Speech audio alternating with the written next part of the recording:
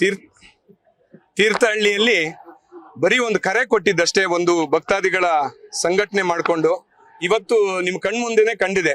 ಭಕ್ತಾದಿಗಳು ಆಕ್ರೋಶರಾಗಿದ್ದಾರೆ. ಕಾರಣ ನಿಮ್ಮೆಲ್ರಿಗೂ ಗೊತ್ತಿದೆ. ಪ್ರಾರಂಭದಲ್ಲಿ ಎಲ್ಲರೂ ಕೂಡ ತನಿಖೆ ನಡೀಲಿ, ಒಂದು ಪಾರದರ್ಶಕವಾದ ರಿಸಲ್ಟ್ ಹೊರಗೆ ಬರಲಿ ಅನ್ನುವ ಭಾವನೆ ಇದ್ದಿದ್ರಿಂದ ಒಂದ್ಸರಿ ಯಾವುದೇ ಒಂದು ಕಪ್ಪು ಚುಕ್ಕೆ ಬಿದ್ದಾಗ ಅದರಿಂದ ಹೊರಗೆ ಬರ್ಲಿಕ್ಕೆ ಇದಾಗಬೇಕು ಅನ್ನೋದು ಅನ್ಕೊಂಡ್ರು. ಆದ್ರೆ ಇತ್ತೀಚಿನ ದಿನಗಳ ಬೆಳವಣಿಗೆ ನೋಡಿದಾಗ ಯಾರು ಮುಸುಕುದಾರಿಗಳು ಮತ್ತು ಅವರ ಹಿಂದಿದ್ದಂಥವ್ರು ಏನೇನು ಒಂದು ಇದು ಮಾಡಿದ್ದಾರೆ, ಏನು ಷಡ್ಯಂತ್ರ ಮಾಡಿದ್ದಾರೆ, ಆ ಷಡ್ಯಂತ್ರದ ಬಗ್ಗೆ ತನಿಖೆ ಆಗ್ತಾ ಇಲ್ಲ ಅನ್ನೋ ಬಗ್ಗೆ ಒಂದು ಆಕ್ರೋಶ ನಿನ್ನೆಯಿಂದ ವ್ಯಕ್ತ ಆಗ್ತಾ ಇದೆ. ನಿನ್ನೆ ಸರ್ಕಾರ ವಿಧಾನಸಭೆಯಲ್ಲಿ ಉತ್ತರ ಕೊಟ್ಟಾಗ ಕೂಡ ಒಂದು ನಮ್ಮೆಲ್ರಿಗೂ ಒಂದು ಭಾವನೆ ಇತ್ತು, ಅವ್ರ ಬಗ್ಗೆ ತಕ್ಷಣ ಕ್ರಮ ಕೈಗೊಳ್ತಾರೆ, ಅವ್ರೆಲ್ಲರನ್ನು ಅರೆಸ್ಟ್ ಮಾಡ್ತಾರೆ ಅಂತ.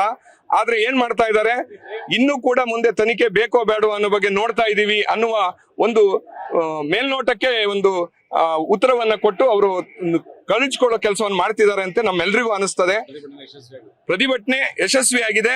ಇದು ರಾಜ್ಯಾದ್ಯಂತ ನಡೀತಾ ಇದೆ. ಇದನ್ನ ಸರ್ಕಾರ ಗಮನಿಸಬೇಕು. ಯಾಕಂದ್ರೆ ಜನ ಆಕ್ರೋಶರಾಗಿ ಬೀದಿಗೆ ಬಂದಿದ್ದಾರೆ. ಹಿಂದೂಗಳು ಇಷ್ಟೆಲ್ಲ ಒಂದು ಮಟ್ಟಕ್ಕೆ ಬೀದಿಗೆ ಇಳಿತಾರೆ ಅಂತ ಹೇಳಿದ್ರೆ ಅವರ ಕಟ್ಟೆ ಒಡೆದಿದೆ.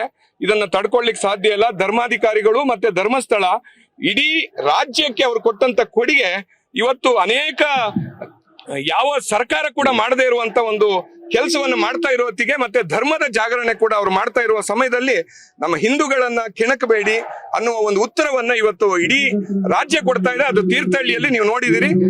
ಹಾಗಾಗಿ ಭಾಗವಹಿಸಿರುವ ಇವತ್ತು ಬಂದಂತ ಎಲ್ರಿಗೂ ಕೂಡ ನಾನು ಹೃತ್ಪೂರ್ವಕವಾಗಿ ಧನ್ಯವಾದಗಳನ್ನು ಕೂಡ ಸಲ್ಲಿಸ್ತೀನಿ. ನವೀನ್ ಹೆದ್ದೂರು, ತೀರ್ಥಹಳ್ಳಿ ಮಂಡಲ ಅಧ್ಯಕ್ಷ.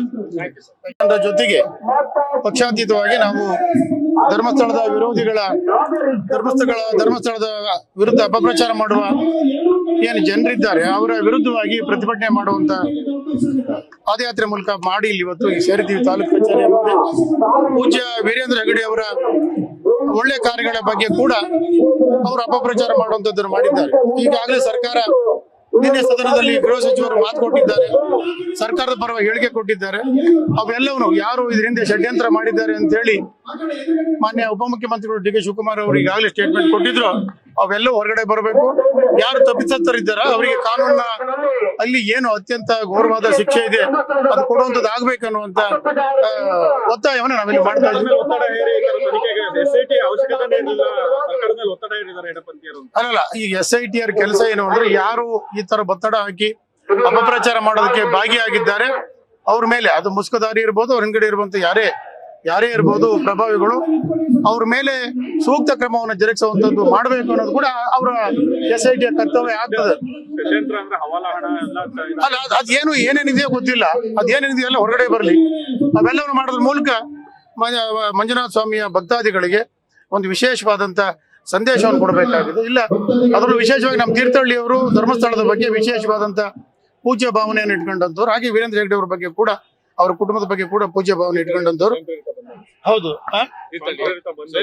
ಸ್ವಯಂ ಪ್ರೇರಿತ ಬಂದಾಗಿದೆ. ಜನರೆಲ್ಲ ಸ್ವಯಂ ಪ್ರೇರಿತರಾಗಿ ಯಾರು ಹಣಕಾಸು ಕೊಡುವಂಥದ್ದಿಲ್ಲ, ಏನಿಲ್ಲ. ಅವರವರ ಖರ್ಚಿನಲ್ಲಿ ಅವರವರ ಭಾವನೆಗಳನ್ನ ತೋರ್ಪಡಿಸೋದಕ್ಕೆ ಇಲ್ಲಿ ಎಲ್ಲ ಸೇರಿದ್ದಾರೆ. ಅವರೆಲ್ಲರಿಗೂ ವಿಶೇಷವಾದಂತ ಧನ್ಯವಾದಗಳು. ಮತ್ತೆ ವೀರೇಂದ್ರ ಹೆಗಡೆ ಅವರಿಗೆ ನಾವು ಇಡೀ ತೀರ್ಥಹಳ್ಳಿ ತಾಲೂಕು ನಿಮ್ಮ ಹಿಂದಿದೆ, ಇಡೀ ಏನ್ ಹಿಂದೂ ಸಮಾಜ ಇದೆ ನಿಮ್ಮ ಹಿಂದೆ ಇದೆ ಅನ್ನೋದನ್ನ ಹೇಳೋದಕ್ಕೆ ಕೂಡ ಬಂದಿದ್ವಿ ನಾವು. ನಮ್ಮೆಲ್ಲ ಮೊದಲನೇ ತೀರ್ಥಹಳ್ಳಿ ಅವರ ಮೊದಲನೇ ದೇವರೇ ನಮಗೆ ಮಂಜುನಾಥ ಸ್ವಾಮಿ ಮತ್ತು ಅಣ್ಣಪ್ಪ ಸ್ವಾಮಿ ಅಲ್ಲಿ ಅಮ್ಮನವರು.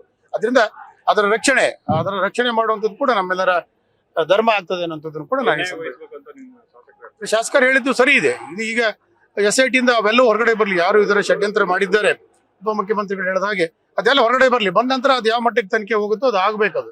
ಬಹಳ ವರ್ಷಗಳಿಂದ ಇದು ನಡೀತಾ ಇದೆ.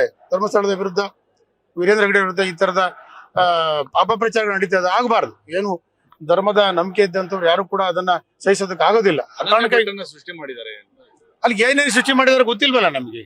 ಈಗ ಅವನು ಒಂದು ಸೃಷ್ಟಿ ಮಾಡಿದ್ರೆ ಅವನು ಮುಸುಕು ಹಾಕುವ ಅವಶ್ಯಕತೆ ಇರಲಿಲ್ಲ. ಅವನಿಗೆ ಧೈರ್ಯ ಇದ್ದಿದ್ರೆ, ಪ್ರಾಮಾಣಿಕ ಆಗಿದ್ರೆ ಬಂದು ಅದನ್ನ ನೇರವಾಗಿ ಹೇಳ್ಬೋದಾಗಿತ್ತು. ಇಲ್ಲ, ಇದು ಮಾಡಿದ ತಪ್ಪಿದೆ, ಈಗ ಆಗಿದೆ ಅಂತೇಳಿ ಮುಸ್ಕು ಹಾಕೊಂಡು ಮುಸ್ಕಿನ ಮರೆಯಲ್ಲಿ ಹೇಳುವಂಥದ್ದಲ್ಲ. ಈಗ ಹೊರಗೆ ಬರುತ್ತೆ. ಯಾರು ಧರ್ಮದ ವಿರೋಧಿಗಳಿದ್ದಾರೆ, ಧರ್ಮಸ್ಥಳದ ವಿರೋಧಿಗಳಿದ್ದಾರೆ ಪೂಜ್ಯ ವೀರೇಂದ್ರ ಹೆಗಡೆ ಅವರಿಗೆ, ಅಂದ್ರೆ ಇಡೀ ಭಕ್ತಾದಿಗಳ ಮೇಲೆ ನಡೆದಂತ ಇದೊಂದು ಅಪಪ್ರಚಾರ ಅದು ಕೊನೆ ಆಗ್ಬೇಕು, ಸತ್ಯ ಹೊರಗೆ ಬರಲಿ ಅನ್ನುವಂಥದ್ದು ನಮ್ಮೆಲ್ಲರ ಒತ್ತಾಯ.